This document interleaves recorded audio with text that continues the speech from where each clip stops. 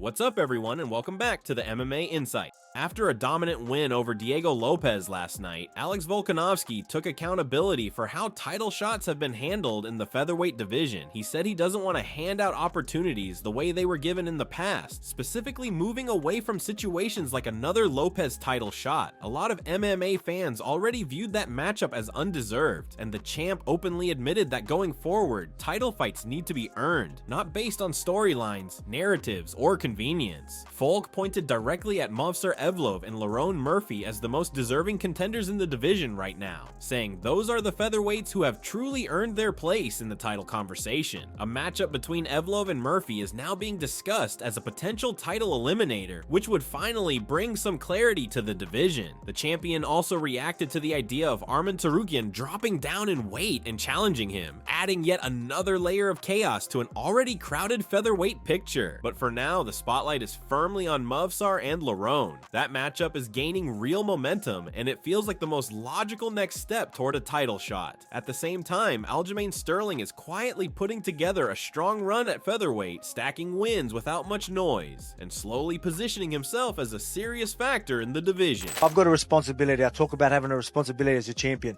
I don't think enough champions look at it that way. For me, I look at it as a responsibility. There's rankings for a reason, there's people that deserve it. If someone does get in, I'll be active enough to still give the people that deserve it a chance anyway, so I don't have to wait too long. But I mean, if I'm just going to keep letting other people just cut the line, I'm not really doing my part either. So I'll talk to UFC, see what they say. But for me, again, I'm an easy champ. I stand at the end of the day if the UFC just push it or whatever, all right. But we'll see what happens. Do you think Arman Tsarukyan's call out is legit, or do you think it's just part of it? Probably. I don't know. I don't know. He's not too tall. He's a solid dude. Can he make 145? I don't know. I'm not sure. So I know I've got two serious guys in Lerone Murphy and Movsar. So I'll just really worry about them until someone says otherwise. And who do you think wins that fight if they fight those two? I just think Movsar ends up grabbing hold. I think he's going to be stronger.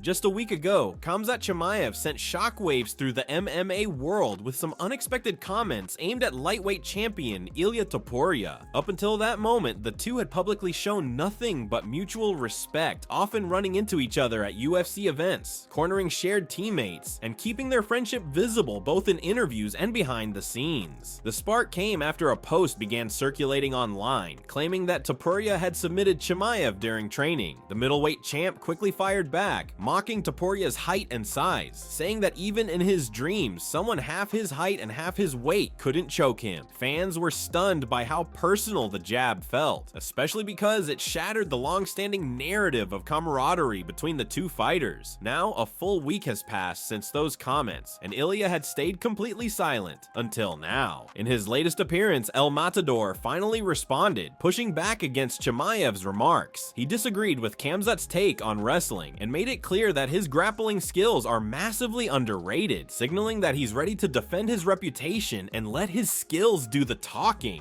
I have a great relationship with Khamzat, but you can't analyze the wrestling that way because you never know. It can go either way, you know what I mean? Before, you were seeing guys in MMA, they were good in striking and maybe in wrestling, but their ground game wasn't that good. Or you see a guy who has a phenomenal ground game, he has a phenomenal striking, but his wrestling sucks. In my case, I'm good everywhere. So you can take me everywhere and I'm gonna feel comfortable. They used to say I'm gonna take you to the deep water. I was born in the deep water. You know what I mean? Mm-hmm. Take me wherever you wanna take me.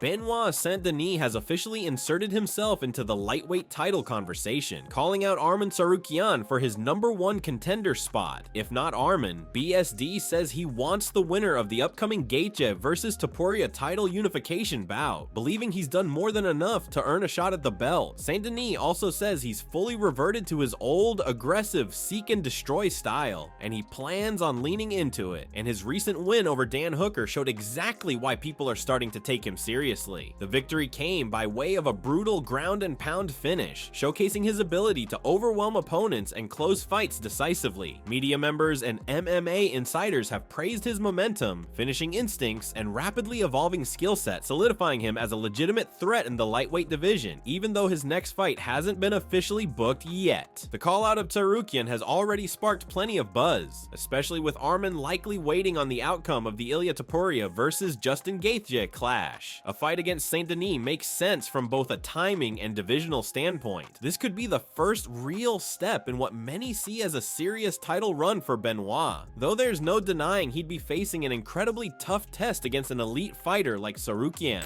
So I had to bring him to the hospital with some vicious ground and pound, and this is what I did. You did get the finish, and then you staked your claim as the top of the division, calling out the bigger names in the division. Who would you like to fight next? And it seems like out of the guys you mentioned, Arman's the one without an opponent. Would you be happy to fight him for that #1 spot, or do you want to just go straight past him and get into title contention? I'm fully focused on anybody inside the top 5, but the undisputed belt and the BMF belt are what are my first interest. My first point of interest is to fight the winner of Charles or Holloway, or the winner of Justin versus